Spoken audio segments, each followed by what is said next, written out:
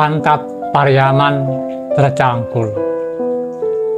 Kisah Asrama 6 ditulis dan dibacakan oleh Antonius Silalahi. Lonceng bangun tidur siang berbunyi, bersamaan berdentangnya jam dinding 3 kali. Seluruh penghuni asrama segera bangun dan turun ke bawah untuk snack sore. Setelah itu bersegera melakukan kegiatan masing-masing. Anak-anak asrama ke ladang, sedangkan yang tunanetra ke sekolah untuk mengikuti kegiatan ekskul. Ini ada surat dari Retno Handayani, kata suster seraya menyentuhkan sepucuk surat ke tanganku. Oh, makasih Esther, jawabku sambil menghembus-hembus teh manis yang masih panas. Retno Handayani, ya, dia gadis Semarang. Dia tinggal di kota ini mengikuti ayahnya yang seorang birokrat. Dia dan anggota Legio Maria, Presidium Perawan yang murah hati, rajin datang ke asrama kami untuk berdoa rosario di Gua Maria. Sejak Gua Maria dibangun di asrama kami, berbagai komunitas berdatangan untuk berdoa rosario. Tak sedikit di antara mereka bertemu jodoh di sini. Ya, mungkin salah satu intensi doa mereka adalah agar diberi jodoh yang seiman. Dan ternyata banyak yang dikabulkan. Ada juga seorang teman yang saking pengen kuliah di kampus yang didambakan, melakukan doa rosario di Gua Maria setiap hari selama 1 minggu. Dengan berlari kecil, aku kembali naik ke atas untuk menyimpan surat yang baru kuterima. Aku tak bisa langsung tahu isinya karena surat itu tidak bertuliskan huruf Braille. Sementara anak-anak awas sudah terlanjur ke ladang semuanya, kecuali Kak Epi yang baru selesai mencuci mangkok bekas snack tadi. Tapi aku tak mungkin meminta tolong padanya, karena dia sendiri pun tak lancar membaca. Sampainya di atas, aku berpapasan dengan Ibu Pakpahan yang baru keluar dari kamar 2. Surat apa itu? Tanyanya saat melihat surat yang kupegang. Dari kawan, Bu, sahutku sopan. Sini, Bu bantu membacakannya, kata Ibu Pakpahan. Pucuk dicinta, ulang pun tiba, gumamku dalam hati. Dengan senang hati, surat itu kuberikan padanya. Dan sedetik kemudian terdengar amplop surat dirobek. Ternyata isinya hanya memberitahukan bahwa Retno dan kawan-kawan tak bisa datang hari Minggu ini. Mereka akan datang hari Minggu berikutnya. Pacarmu ya? Ledek Ibu Pakpahan. Ah, enggak, Bu, jawab. Makasih ya, Bu, kataku lalu cicing ke bawah dan langsung ke sekolah. Sesampainya di sekolah, genjreng-genjreng suara gitar sudah sangat ramai. Kawan-kawan tampak begitu bersemangat berlatih sore itu. Tim pelatih dari Medan Musik belum juga datang. Pak Saragi katanya sedang menjemput. Or, tolong kau setem gitarku ini, pintaku pada Saur yang lagi asik memainkan lagu Jambalaya bersama Erikson. Ya, belum pandai kau nyetem gitar rupanya, kata Saur. Belum, ujarku pelan. Ah, kau nyetem cewek aja yang pandai, ledek Saur, membuat kawan-kawan di sekitarnya tertawa. Aku juga tertawa, meski yang kutertawakan diriku sendiri. Ya, sejujurnya aku memang tak suka gitar. Bermain gitar itu sesuatu yang aneh bagiku. Aku ikut les gitar hanya sebagai pelarian, agar tak disuruh ke ladang. Nih, udah mantap, kata Saur kemudian.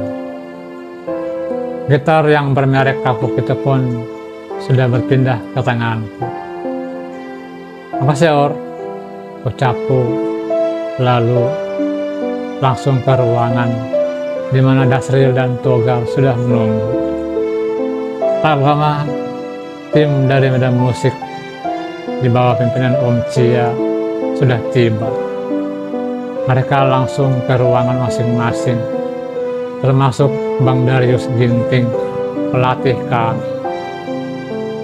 Bang Darius Ginting juga seorang tunanetra. Permainan gitarnya sangat memukau. Dia menjadi motivator bagi kami. Om Cia kerap mengatakan bahwa tunanetra pun bisa menjadi pemain gitar yang handal. Contohnya Darius Ginting. Sore itu kami belajar lagu Jangan Sakiti Hatinya. Kita main reggae ya, kata Bang Darius penuh semangat.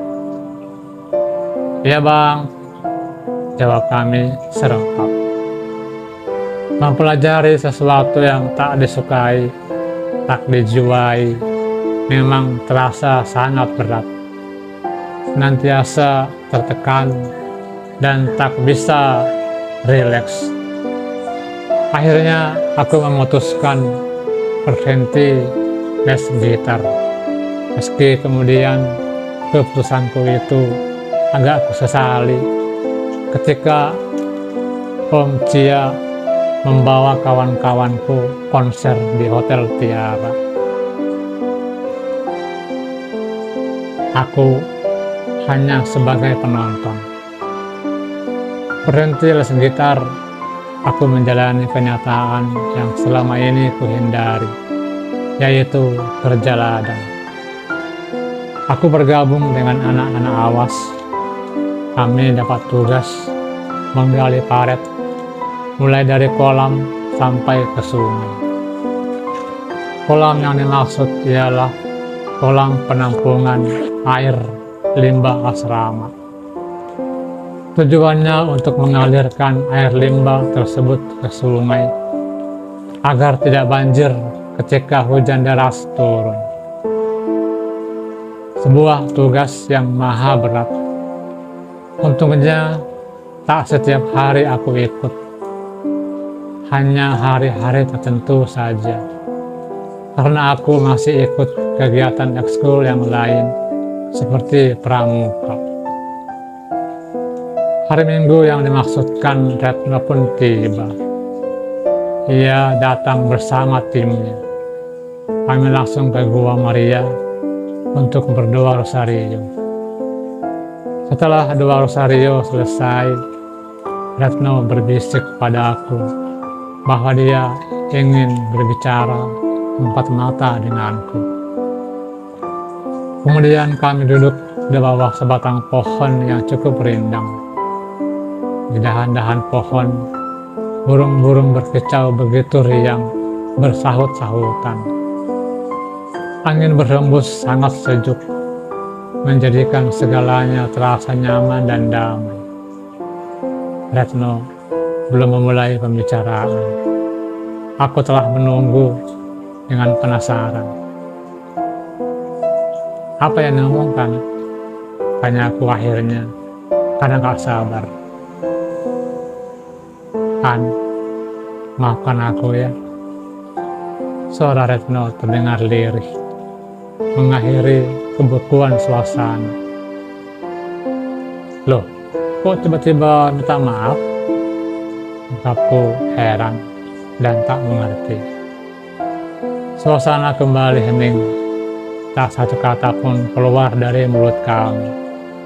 Yang terdengar hanya hembusan angin dan sayup-sayup gemuruh sungai di bawah sana. Retno kembali memanggilku dan kembali membisu. Aku merasa ada yang ganjil pada diri Retno. Padahal biasanya dia ceplos-ceplos dan to the point. Mengapa hari ini berbeda? Kita putus ya. Akhirnya kalimat perih itu keluar juga dari mulut Retno. Aku terkejut dan heran, tapi aku berusaha tetap tenang, setenang mungkin. Tak mau terbawa perasaan. Kenapa, Ret? Tolong jelaskan biar aku mengerti. Ungkapku dengan suara bergetar. Kau ingat marhum? Tanyanya membuat aku teringat pada sosok pria yang amat baik, religius dan dermawan. Dia teman Retno juga. Mereka sering bareng-bareng luar Rosario bersama kami di Goa Maria.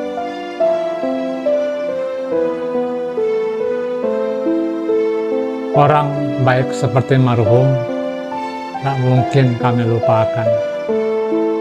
Gak bisa. Ada apa dengan dia? Tanya aku. Aku dan marhum akan menikah. Ungkap Retno terbata-bata. Disusul tangisnya. Aku diam dan diam. Namun tetap berusaha tenang, tetap berusaha tak terbawa perasaan. Aku berjuang sekuat tenaga.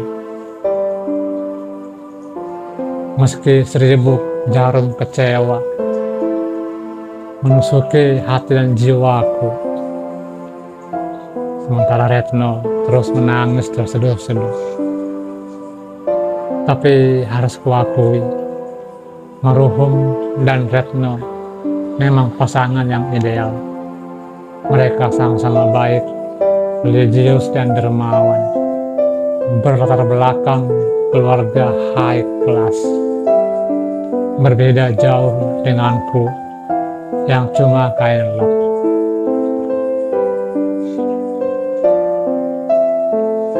Mungkin sudah menjadi suratan, cintaku kandas di kegelapan.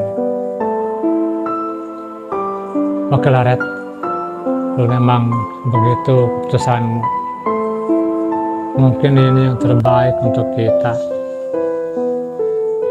Selamat ya. Akhirnya sanggup juga aku berbicara demikian. Dan sebelum meninggalkan tempat bersejarah itu, kami bertukar rosario.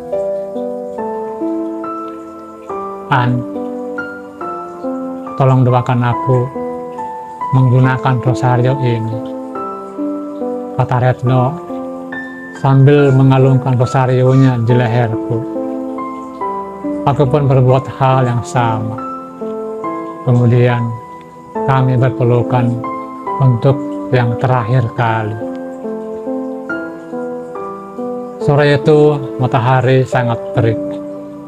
Kami sudah sampai di ladang untuk meneruskan pekerjaan kami yang belum selesai, yaitu menggali parit untuk mengalirkan air limbah asrama ke sungai.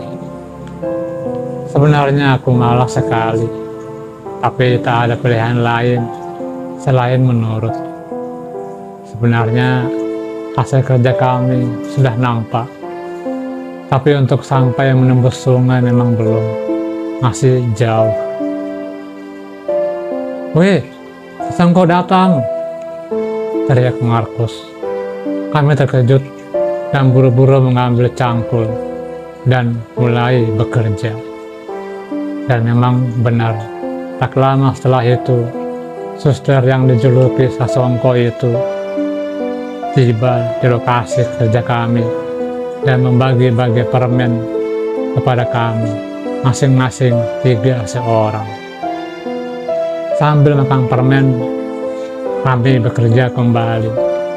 Tiba-tiba, cangkulku menyentuh sesuatu yang bukan tanah, diikuti Pariaman yang menjerit kesakitan. Rupanya, pantat Pariaman tercangkulku. Untunglah dia memakai celana yang tebal dan cangkulku tidak tajam sekali, sehingga lukanya tidak terlalu parah. Kiper nomor 1 di asrama kami itu langsung ditolong kawan-kawan. "Kau pun pula lambat kali bergerak. Udah tahu kau di belakangmu tunet," kata suster. Sejak kejadian itu, aku tak lagi ikut bekerja bersama mereka. Dan sebagai gantinya, aku disuruh suster membantu Pak Hombing membuat keset kaki dari sabut kelapa. Medan, 11 Maret 2019.